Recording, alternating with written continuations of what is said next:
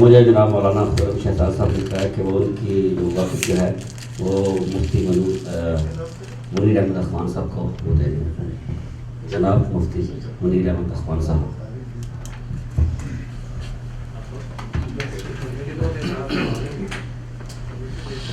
الحمد للہ وحدہ والصلاة والسلام علی من لا نبی بعدہ اما بعد. اعوذ باللہ من الشیطان الرجیم. بسم اللہ الرحمن الرحیم. کنتم خیر امة اخرجت للناس تأمرون بالمعروف وتنہون عن المنکر وتؤمنون باللہ. صدق اللہ. بزرگان محترم، برادران عزیز، سب سے پہلے میں شکر گزار ہوں ان منتظمین کا کہ جنہوں نے اس تقریب کا اہتمام کیا اور اس موقع پر اہتمام کیا کہ جبکہ سانیہ راولپنڈی میں خون ہے. ویسے تاریخ اسلام اگر اٹھائیں تو محرم کا مہینہ جب شروع ہوتا ہے تو ہمیں محرم کی تاریخ خون نظر آتی ہے. کربلا کا میدان خون نظر آتا ہے. آگ اور خون کی ہولی وہاں کھیلی جاتی ہے. لیکن افسوس کی بات یہ کہ پاکستان کی سرزمین وہ ماضی نہیں بلکہ اس کا حال اور مستقبل بھی خون نظر آتا ہے. اس مرتبہ سوچا تھا کہ احوال اچھے ہیں، اچھے طریقے سے یہ عاشورہ گزر رہا ہے، لیکن یہ سانیہ راولپنڈی نے سب کام برابر کر دیا کہ وہ مدرسہ جہاں طلباء قرآن و سنت کی تعلیم حاصل کرتے ہیں وہاں گویا کہ وہ میدان کربلا بنا ہوا تھا. آگ اور خون کی ہولی کھیلی جا رہی تھی. حقیقت یہ ہے کہ سنی شیعہ کو اور شیعہ سنی کو قتل نہیں کر سکتا. یہ دہشت گردی ہے اور دہشت گرد کا کوئی مذہب نہیں ہوتا، بلکہ وہ انسانیت سے بھی دور ہوتا ہے. وہ انسان بھی نہیں ہوتا. اس لیے کہ اللہ تبارک و تعالیٰ نے انسانوں کو ایمان کی دولت سب سے اعلیٰ دولت دی ہے، اور ایمان کے دو رکن ہیں، ایک العظمت للہ اور دوسرا شفقت علی خلق اللہ. ایک اللہ کی عظمت اور دوسری اللہ کی مخلوق پر شفقت. آپ اگر ابتدائی آفرینش کی تاریخ اٹھا کے دیکھیں، جب بھی ایمان کے ان دو رکن کے اندر خلل پیدا ہوا ہے اسی وقت کائنات کے اندر فساد کھڑا ہوا ہے. سب سے پہلا فساد ابلیس کے وجود سے صادر ہوا کہ جب آدم علیہ السلام کو سجدہ کرنے کا حکم دیا گیا تو اس کے ایمان کا العظمت للہ اور الشفقت علی خلق اللہ کا یہ رکن جب متزلزل ہوئے ہیں، اس نے نہ تو العظمت للہ کا حق ادا کیا کہ رب کائنات نے کہا کہ سجدہ کر، تو اسے سجدے سے انکار کر دیا، نہ آدم علیہ السلام کی طرف دیکھا کہ الشفقت علی خلق اللہ کے حکم کو پورا کیا. تو جب بھی ارکان نے ایمان کے اندر خلل پیدا ہوا ہے تو کائنات کے اندر فساد پیدا ہوا. چنانچہ آدم علیہ السلام ان کو حکم دیا گیا کہ اس درخت کے قریب نہیں جانا، پھل نہیں کھانا. تو العظمت للہ الشفقت علی خلق اللہ، وہاں بھی جب العظمت للہ کے اندر ظہور پیدا ہوا، نسیان طاری ہوا تو انہوں نے اس پھل کو کھایا، حکم عدولی ہوئی. راندہ درگاہ شیطان بھی ہوا اور جنت سے آدم بھی نکالے گئے، لیکن آدم زمین کے پر آ کر سجدے بھی گر گئے. عبداللہ ابن عباس رضی اللہ تعالیٰ کی روایت ہے کہ 350 سال تک آسمان کی طرف سر نہیں اٹھایا اس شرمندگی میں کہ میں کس منہ سے اللہ کی طرف دیکھوں کہ جس نے جنت میرے لیے مباح کر دی، جس نے جنت کی نعمتیں میرے لیے مباح کر دی، جس نے مجھے مشہور ملائکہ بنایا اور میں نے اس نسیان اور ظہور میں اس کے حکم کی عدولی کر دی. 350 سال تک روتے رہے، آنسو بہاتے رہے، یہاں تک اس کی آنسو سے اللہ تبارک و تعالیٰ نے یہ سارے مسالے پیدا کر دیے. یہ آپ کے یہ دار چینی، یہ کالی مرچیں، یہ ہینگ، یہ ساری چیزیں ان آنسو سے اللہ تبارک و تعالیٰ نے پیدا فرما دی. آنسو اتنے قیمتی اس لیے کہ ندامت کے آنسو تھے. آخر ایک مرتبہ آسمانوں کی طرف دیکھا تو کہا کہ اللہ محمد کے صدقے اور طوفان سے مجھے معاف کر دے. اللہ تبارک و تعالیٰ نے فرمایا اے آدم تجھے کیا معلوم کہ محمد کون ہے؟ کہا کہ مجھے یہ تو پتہ نہیں، میں نے عرش الہی کے پائے پر لکھا ہوا دیکھا تھا لا الہ الا اللہ محمد رسول اللہ. میں نے دیکھا کہ اللہ نے اپنے نام کے ساتھ ایک شخصیت کا نام ذکر کیا ہے، درمیان میں واو کا واسطہ بھی نہیں ہے، دونوں اللہ اور محمد ساتھ ساتھ نظر آتے ہیں. تو میں سمجھ گیا کہ یہ شخصیت تیری نظر میں بڑی محبوب ہے، اگر اس کا حوالہ دوں گا تو شاید میری معافی ہو جائے. اللہ تبارک و تعالیٰ نے جب اس کے معافی کے الفاظ اتارے ہیں، جبرائیل آسمانوں سے اترے اور کہا کہ آدم رب کعبہ کی قسم اگر تو جنت کے اندر یہ حوالہ دے دیتا اللہ تبارک و تعالیٰ جنت میں تجھے معاف کر دیتا. ہم اس محمد کی امت ہیں. شیعہ ہے, سنی ہے, بریلوی ہے, دیوبندی ہے, اہل حدیث ہے, یہ سب محمد کی امت ہے. یہ محمد کی امت ہے. ایک باپ کے سارے بیٹے ہیں. بیٹوں میں آپس میں نظریاتی اختلافات ہوتے ہیں, عملی تحفظات ہوتے ہیں, لیکن اس کا مطلب نہیں کہ باپ ان کو اپنے بیٹے ہونے سے انکار کر دے گا. باپ تو سب کو بیٹا سمجھتا ہے. اب اگر بھائی بھائی کا گلا کاٹے گا تو ناراض کون ہوگا؟ باپ ناراض ہوگا. سب محمد کی امت ہے. سانحہ راول پنڈی ہو, اور راول پنڈی کا سانحہ کوئی پہلا نہیں ہے. پاکستان کی تاریخ اٹھا لیں, اس طرح کے سانحہ شیعہ سننے کے آپ دیکھتے آ رہے کب سے چلے آ رہے ہیں. لیکن بات وہی ہے کہ اصل میں بات یہ ہے کہ جب ابلیس سے دو گناہ صادر ہوئے, ایک کبر اور ایک حسد. اللہ کے حکم سے اس نے کبر کیا, آدم علیہ السلام سے اس نے حسد کیا. یہ دو گناہ کائنات کے اندر سب سے پہلے آئے ہیں. جب بھی کائنات میں فساد پیدا ہوا ہے ان دو گناہوں کی وجہ سے پیدا ہوا.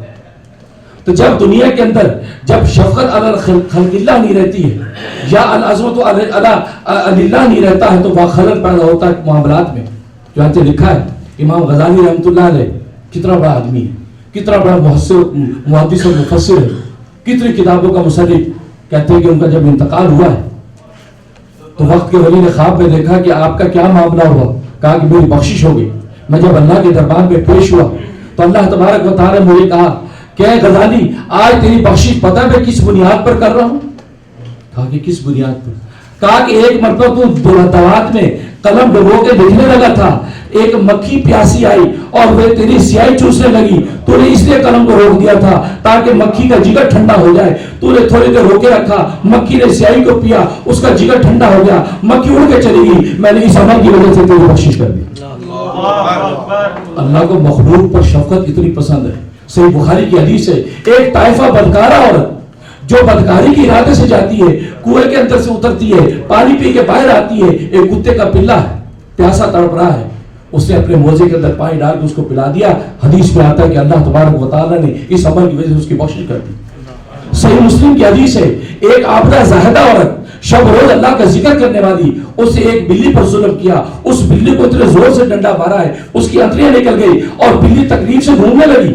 نبی پاک فرماتے ہیں میں اپنی آنکھوں سے دیکھ رہا ہوں کہ وہ عورت جس نے اس بلی کو اس ظلم کے ساتھ مارا ہے وہ جہنم کے اندر اسی طرح اس کی انتڑیاں نکلی ہوئی ہیں اور جہنم کے اندر تکلیف سے گھوم رہی ہے. میرے دوستو بزرگوں, ایک بلی پر ظلم اور ایک مکھی کے ساتھ شفقت کرنے کے نتیجے میں اللہ تبارک و تعالیٰ کی رحمت کا یہ عالم ہے. اور آج دنیا کے اندر ہم انسانوں کے گلے کاٹ دیں تو پھر اللہ تبارک و تعالیٰ سے کس رحمت کو امیدوار ہے. اس کے لیے میں دو باتیں کہتا ہوں. ایک ہمارے عوام کے لیے ہم کبر اور حسد یہ دو مرض اپنے اندر سے نکال دیں. کبر کہتا ہے کہ حق کا انکار کرنا, اور حسد کہتے ہیں دوسرے کی ذلت چاہنا. حق کا انکار کرنا چھوڑ دیں, حق اگر سامنے آ گیا سر تسلیم ختم کریں. اور ذلت چاہنا, دوسرے کی ذلت نہ چاہیں, بھلے دوسرے کی عزت نہ چاہیں. اگر اتنی فراخ دلی نہیں ہے کہ دوسرے کی آپ عزت چاہتے ہیں, آپ کم از کم دوسرے کی ذلت نہ چاہیں. یہ دو چیزیں اپنے اندر پیدا کریں, اس لیے کہ قلب کا تزکیہ عوام کے لیے ضروری. اب حکومت وقت کے لیے کیا کرنا چاہیے؟ جیسے کہ ایک بھائی نے کہا کہ یہ جلد سے یہ جلوس یہ تو ہماری زندگی کا حصہ ہے, یہ ہوگا.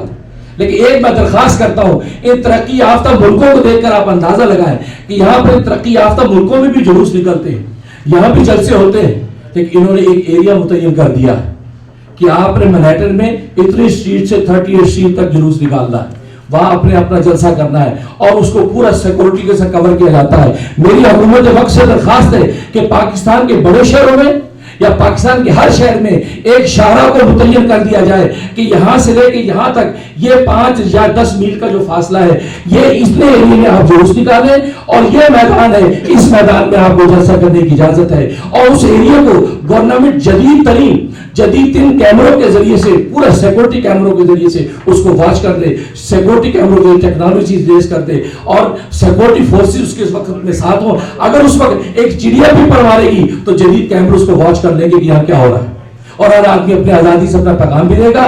گلی کوچوں میں جگہ جگہ عید و جلوس میں نہیں گھسیں گے, اور کسی قسم کی بدمزگی بھی نہیں ہوگی, اور حکومت کو یہ کہنے کا بھی موقع نہیں ملے گا کہ ہمیں پتہ نہیں چلا یہاں کیمرہ نہیں ہے, کہ پتہ نہیں گلی میں کال آ گیا, کوچے میں کال آ گیا, کون کس مسئلے سے گزر گیا, جیسے آج گزر کیا جا رہا ہے. اس میں دوست بزرگوں, تو گورنمنٹ اگر اس کا اہتمام کر لے, ہر پاکستان کے شہر میں شاہراہ متعین کر دے, اور اس کے علاوہ کسی شاہراہ میں جلوس نکلنے کی اجازت نہ ہو, اس میدان کو متعین کر دے، اس میدان میں جلسے کی اجازت ہو، اپنا پیغام امت مسلمہ کہتی رہے۔ اور سب سے آخر میں بات کہتا ہوں، حضرت حکیم الامت مجدد ملت مولانا اشرف علی تھانوی رحمہ اللہ تعالیٰ بڑی اچھی بات فرمایا کرتے تھے، فرماتے تھے کہ یہ مسئلے اور یہ فرقہ واریت، یہ مسلکوں کا تفاوت اور فرق ہم مٹا نہیں سکتے، لیکن عمل کا بھی ایک ہی راستہ ہے، اپنے مسلک کو چھوڑو نہیں، دوسرے کے مسلک کو چھیڑو نہیں۔ فرمایا یہ صلح کن کا وہ راستہ ہے کہ جس سے امت اتحاد اور محبت کرتے رہ سکتی ہے۔ میں سب حضرات کو شکر گزار ہوں کہ حضرات اس عظیم پیغام کے لیے جمع ہوئے ہیں۔ اللہ تعالیٰ سے دعا ہے کہ اللہ تبارک و تعالیٰ ہمارے یہاں موجودگی کا کوئی اچھا اور نیک ثمرہ ظاہر فرمائے، اور ہم وہاں راجدھانی راولپنڈی کے اندر جو شہداء ہیں ان کے جو لواحقین کے غرسہ کے غم میں پورے شریک ہیں، ان شہداء کے لیے ہم نے دعا بھی کی ہے کہ اللہ تبارک و تعالیٰ ان کو درجات عالیہ عطا فرمائے کہ محرم کے اندر ان کی شہادت عمل میں آئیں تو اس سے اندازہ کریں کہ شہادت حسین کے ساتھ بھی ان کو کیا نسبت ہے، اور جن دہشت گردوں نے حرکت کی ہے اللہ تبارک و تعالیٰ خود براہ راست ان پر جو عذاب نازل کرے، براہ راست اللہ تبارک و تعالیٰ ان کو پکڑے۔ اگر گورنمنٹ یہ نہیں کر سکتی، ان کو کیفے کے دام تک نہیں پہنچا سکتی، اللہ سے ہم دعا کرتے ہیں۔ اور سب سے آخر میں گورنمنٹ سے میری درخواست ہے کہ سرکار دو عالم صلی اللہ علیہ وسلم کی سنت تھی، جب ایسے حالات پیدا ہوتے تھے دنیا میں یا ان کے اپنے علاقے میں، تو نبی پاک صلی اللہ علیہ وسلم قنوت نازلہ کا اہتمام فرماتے تھے، قنوت نازلہ کا اہتمام فرماتے تھے۔ مسجدوں میں فجر میں، مغرب میں، عشاء میں قنوت نازلہ پڑھی جاتی تھی، اللہ کی طرف رجوع کیا جاتا تھا، اپنے گناہوں پر توبہ کی جاتی تھی، اللہ تبارک و تعالیٰ سے دعائیں کی جاتی تھی۔ تو قنوت نازلہ کا اہتمام پاکستان کی جب لاکھوں مسجدوں کے اندر ہوگا تو پھر اللہ تبارک و تعالیٰ کی طرف سے جب تقدیر کے موجے بدل جائیں گے تو زمین والوں کی کیا مجال ہے کہ اس کے خلاف کر سکیں۔ اللہ سے دعا ہے کہ اللہ تبارک و تعالیٰ عمل کرنے کی توفیق عطا فرمائے۔ تکبیر۔